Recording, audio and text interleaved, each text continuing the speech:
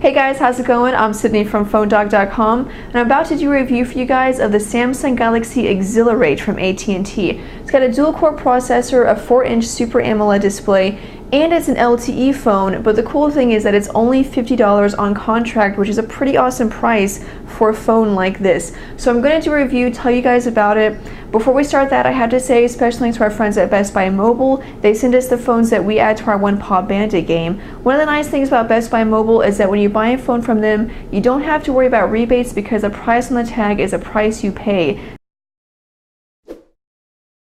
Underneath the hood here, you've got a 1.2 gigahertz dual-core Qualcomm Snapdragon S3 processor. So S3 is pretty good. You know, the latest and greatest that we're seeing is the S4 processor, and that's in US versions of the Galaxy S3. It's and that's an awesome processor. So taking just a step down to the S3, you can imagine you're still going to get pretty good performance. Dual-core processor. You've got a gig of RAM to go along with that. And so, we'll do a quick quadrant standard test, and then I'll also tell you some other scores that I've from other tests that I've done. Overall performance has been great. I've been testing it with gaming, web browsing, little to no lag. I mean, it's not perfect. There are times when, it kind of stutters just a little bit, or maybe an app maybe takes just a couple of seconds to load. So it's not perfect and it's not seamless, but honestly, it's great. I mean, it's nothing to complain about. You're going to get near perfect performance, and I think, for this caliber device, it's just got great performance. Gaming was also great on it. I downloaded Temple Run, which is one of those games, I don't know about you guys, but Temple Run is a game where I notice some lag on slower devices. And so it was a good test. I used it and it was seamless. Areas where I noticed lag while using another device, it was perfect on the Galaxy Exhilarate. So performance has been good. Pinch to zoom, everything has been pretty smooth. So we'll wait for this test to finish, and then we'll see what score we get. Okay, so the score here is 2,573. I've done a test before where it got about 2,900, almost 3,000. That was, of course, when I first got the phone and I hadn't really been using it at all. But 2,573, so you can kind of see decent phone. It's right up there with the Galaxy Nexus and the Galaxy Tab, the Atrix. Again, some other still good phones on the market. So you can kind of get an idea of what performance will be like. So just a couple more scores here on this benchmark. We've got a score of 5,408. And then on the LinPack test with a single thread test, we've got 38 inflops in 2.19 seconds. And on a multi-thread test, we've got 60.7 inflops in 2.78 seconds. Just a couple of scores there to give you guys an idea of what performance will be like. So let's move on now to data. Now, I mentioned earlier that the Galaxy Exhilarate is an LTE device running on AT&T's LTE 4G network, and to be honest, I've had quite a few problems with AT&T's network while testing the Exhilarate, and I'm pretty sure it's the network and not the phone, because I have another AT&T LTE phone that I'm testing right now, and I'm having the exact same problems. I've had just connection issues the whole time. It's in and it's out, it's on, it's not on. And so right now I'm connected to Wi-Fi simply because I just can't keep a steady connection. And so if we go over to the results, you can see I've done a few tests here on AT&T's 4G network, but I haven't been able to do very many because I can't ever get a consistent time where I have a connection long enough for it to actually complete a test. So while there has been a connection, speeds have been pretty good. I've had highs of nearly 14 megabits per second for downloads, and then 10 megabits per second for uploads, which is also pretty good. The average is about 12, as you can see, 12, 13. But yeah, again, I just haven't really had a consistent connection. So speeds have been good. This may just be a problem with AT&T's network. Maybe it'll be fixed within the next couple of weeks. I'm testing it in the Dallas area. Like I said, I've had another phone that's had the same problem. So those are my results for data, but again, keep in mind things like data speeds and call quality. That's really going to depend on coverage in your area. But hopefully coverage in your area is better than it is in my area, because AT&T's network has been giving me problems. we go over to the web browser and we'll go to phonedog.com. Again, solid performance all the way around by this phone so far. That dual-core processor does a really great job. You can see I have all plugins turned on right now, so all of these ads are going to load. You can see them loading right there. And then a couple more plugins right here, and scrolling is perfectly smooth. Pinch to zoom, also very smooth. Very few problems. I mean, minor checkerboarding, as you saw. So, that's what I was talking about earlier. I mean, it's not completely perfect, but really, it's pretty good, when you consider, again, what you're paying for it.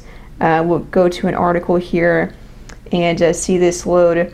So, web browsing has been great. Again, it's great as long as I have a connection, and hopefully this is something that AT&T can work out pretty quickly, but while I've been on Wi-Fi, at least, pages load fairly quickly, probably because I'm on Wi-Fi, but even pinch to zooming is pretty quick.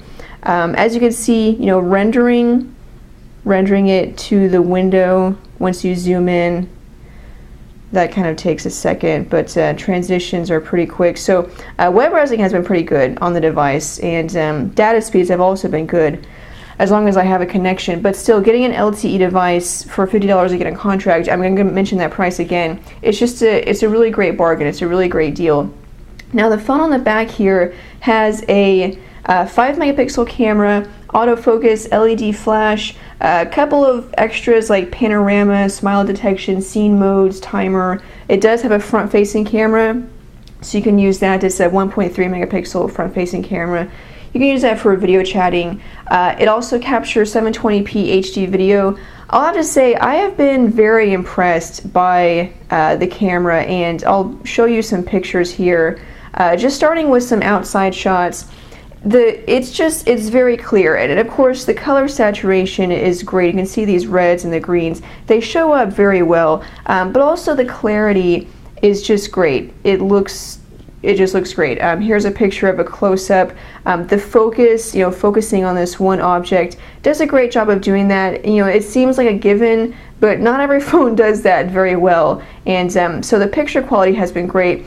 Again, these are outside shots, so lighting is perfect. Once we go inside, it's kind of hit or miss because you never really know what inside lighting is going to be like. And so there's times when it's great and the picture shows up pretty well, and then in low light settings it's maybe not so great.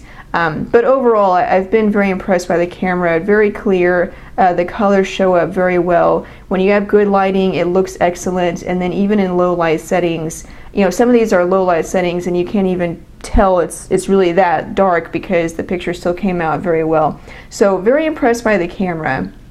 Now again, it does capture HD video.